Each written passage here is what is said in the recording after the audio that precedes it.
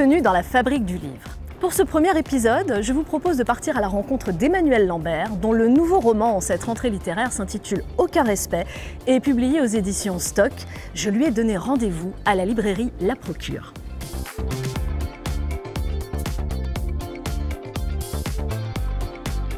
Aucun respect nous emmène au milieu des années 90, dans un univers proche de celui d'une librairie, puisqu'il s'agit d'un institut qui a pour vocation de recueillir les archives des écrivains, et où la narratrice va d'abord commencer par faire un stage et ensuite travailler auprès d'une figure incontournable du milieu de la littérature, à savoir Alain Robbe-Gris, et celui qu'on surnommait le pape du nouveau roman. Quelle a été l'inspiration pour ce livre? Est-ce qu'il y a quelque chose de l'ordre de l'intime, du vécu? Alors, il y a à l'origine de ce livre, donc Aucun respect, qui est un roman, il y a une interrogation, un sentiment qui, je crois, est un sentiment qu'on a été un certain nombre à éprouver, avec ce qui s'est passé ces dernières années, de redéfinition des rapports entre les genres ou les sexes, selon comment on va le tourner, entre les générations, sur ce que ça veut dire qu'être une femme, comment on se définit, comment on se construit. Et donc ça m'a quand même troublée, je crois que je ne suis vraiment pas la seule, ça a secoué assez fortement. Et de là est venue l'idée de me pencher sur la jeunesse de ma génération, c'est-à-dire des gens qui en gros sont arrivés à l'âge adulte, pour le dire de manière un peu solennelle, au tournant des années 2000.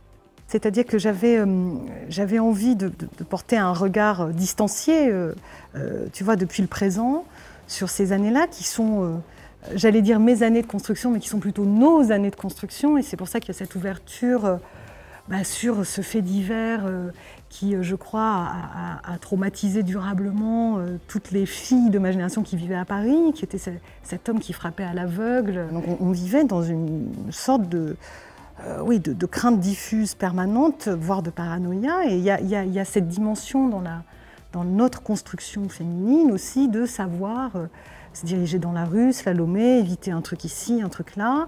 Donc le personnage féminin aussi, il découvre ça, c'est-à-dire le désir pour le corps des hommes, comment elle fait, où est-ce qu'elle peut aller. Enfin.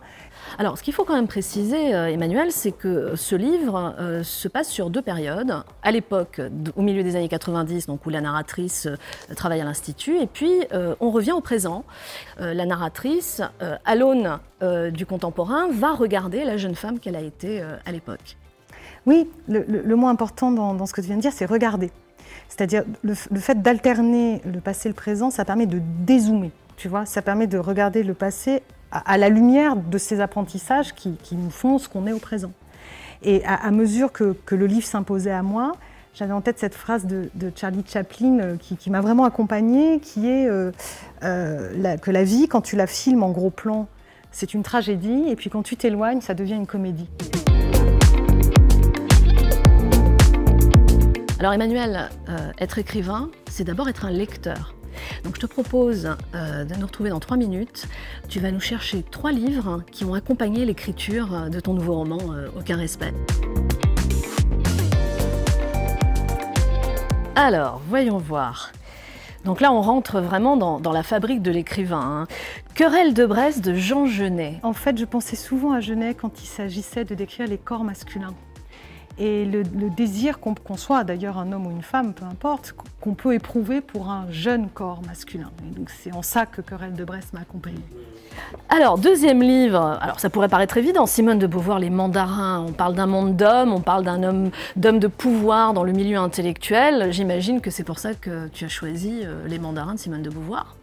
Alors, Les Mandarins de Beauvoir, c'est pour partie, effectivement, son art de la description à la fois d'un milieu et d'un moment. Parce qu'elle, c'est 1944, c'est vraiment son année, et qu'elle écrit ça 10 ans plus tard. Mais en réalité, il y a un secret à l'intérieur de mon amour pour ce livre, qui est une scène de sexe ratée. Ce n'est pas la scène qui est ratée, c'est le sexe. C'est-à-dire je trouve ça extraordinaire ce qu'elle met en scène. Elle met cette femme pour qui ne se passe plus grand-chose, qui se dit « allez, j'y retourne ». Et c'est une cata totale, quoi. Et j'ai adoré la manière dont elle décrit le mauvais sexe. Et elle le décrit très très bien. Alors là, par contre, j'avoue que c'est plus inattendu. Dumas, le vicomte de Bragelonne. Alors, si je cherche un petit peu, je dirais quoi? Les jeux de pouvoir? c'est que le vicomte de Bragelonne, c'est le moment où le romancier dit adieu à ses personnages. Il les tue, hein. On connaît la scène où il pleure dans son bureau en disant « je vais tuer Porthos ».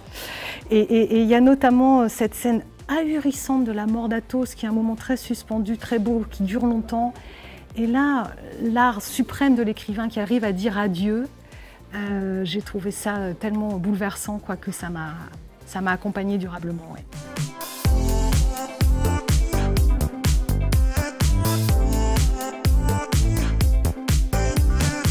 Emmanuel, un grand merci pour tes conseils de lecture, tous ces livres qui vont venir accompagner la lecture de Aucun respect, publié aux éditions Stock.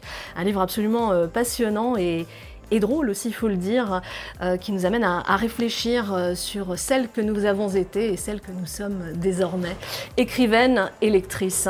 Un grand merci aussi à vous tous de nous avoir suivis et bonne lecture.